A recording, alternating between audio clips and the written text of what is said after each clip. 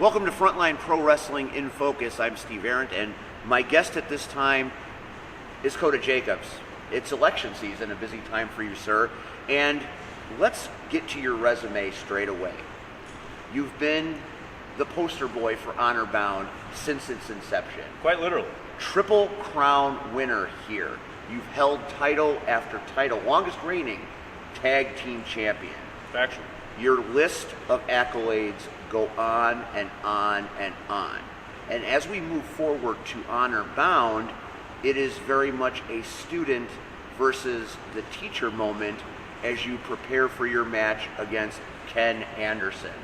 What is your mindset right now as you prepare to take a shot at the man who, quite frankly, probably made you what you are?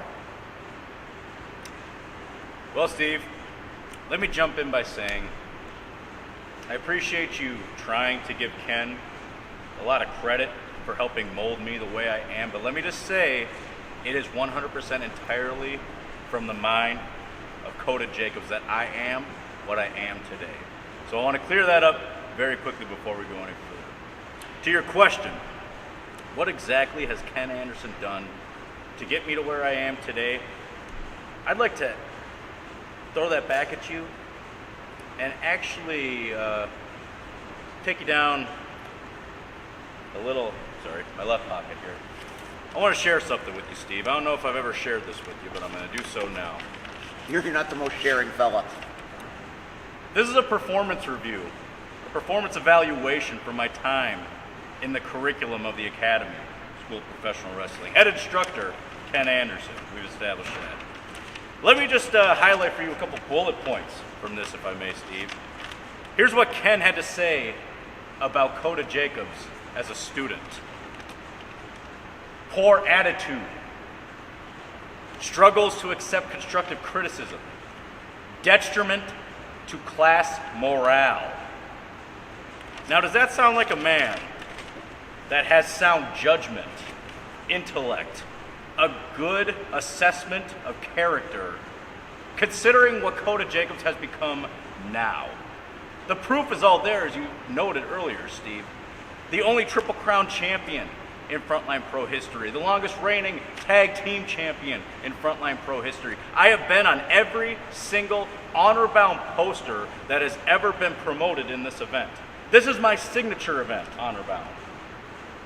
Now, given Ken's remarks here, would you say, Steve, that he was a little off in his assessment? Would you say, Steve, that he judged Koda Jacobs fairly incorrectly? Would you say, Steve, that perhaps Ken Anderson doesn't know what the hell he's talking about?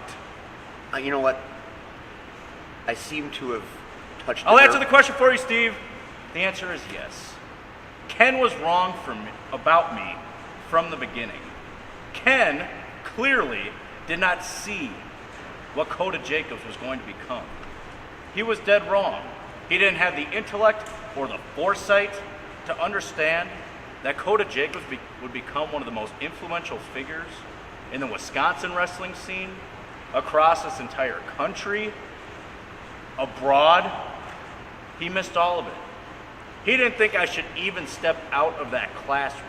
He didn't think I should even make it out of the academy. He was reluctant to graduate me, you know that? This is all new information. Well, I would say he was very, very wrong. Would you agree, Steve? Well, I mean, you've certainly had unparalleled success. I'll give you that.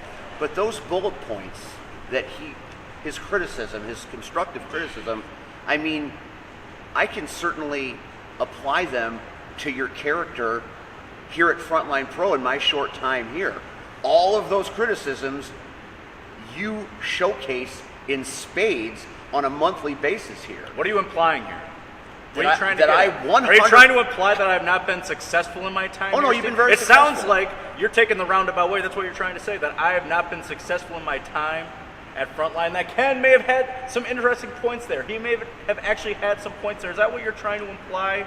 Again, I will refer back to my resume. I will refer back to the bullet points we just shared a moment ago. Longest reigning tag team champion, Triple Crown champion. I have carried this company on my back for years and years now. You're trying to tell me that Ken may have known better when he wrote that about me, I would say, Steve, now you're sounding dead wrong. Okay. So this is where you stop hijacking my interview, and I ask you the only important question, Mr. Jacobs. Okay. At Honor Bound, you step in the ring with the man that said all those things about you and obviously hurt your feelings. So now, as you prepare for what should be the match of your life, at least from Pride standpoint, how do you prepare for the man that taught you how to speak, taught you how to wrestle, and essentially taught you how to be Koda Jacobs? I'll say it this way. I certainly will not take away anything that Ken has accomplished in his career. We all know the accolades. We don't need to run through his resume. But let's talk about since the time that he's known me, since the time that he's known Koda Jacobs. I'm telling you right now, on April 20th, Honor Bound, I'm going to show Ken that long ago he was very wrong about Koda Jacobs. He was dead wrong about what I could offer to professional wrestling. He was wrong about what I would become in professional wrestling. And you know what? I'm going to relish, Steve. I'm going to relish in looking at Ken after I defeat him at Honor Bound and looking in his eyes and knowing that he was wrong. And he's going to have to eat a piece of humble pie. And I'm going to enjoy every minute of it. That's what I'm looking forward to. My guest has been Koda Jacobs. I'm Steve Barrett. This has been In Focus. Don't miss Honor Bound.